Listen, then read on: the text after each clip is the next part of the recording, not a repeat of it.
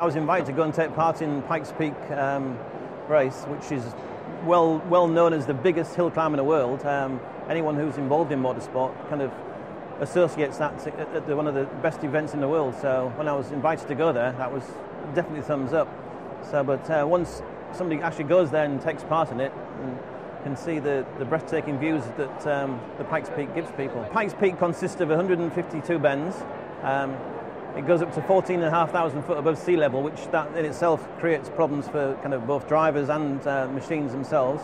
Kind of, if you start off at the bottom or start off at the start line, cars normally lose about 30% horsepower, but it also creates heating problems, cooling problems for brakes and engines. So it kind of, the demands on both driver and car, it's there, but it's one of the. It was ranked in the Motorsport News, which I read this year, as one of the top 10 hardest events to do in the world. Some of the hairpin bends are 1 in 2s, and they're so tight as well, and the kind of angle, the camber on the corners are so intense that, you know, even cars struggle with suspension to get cars to go up the hills without kind of bottoming out. For people who go there for the first time and think they're going to do quite well, it's, you know, they get a big shock when they go there, because just the altitude and the terrain, and of course the weather can change. I mean, you can be at the start line and it's bright sunshine, and then you get to the top and it can be hailstoning, snowing, and it's just, you know, the weather can change in a matter of seconds there. Pikes Peak itself gives great things for walking, and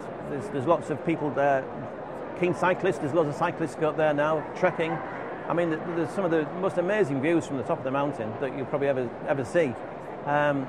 Tourist attractions actually in Colorado Springs as well, there's lots. I mean, we visited the Garden of the Gods, which is a sight you have to see. There's all these weird and wonderful stones that just appear out in the middle of nowhere, and I think it's now one of the top attractions in America, I've been told.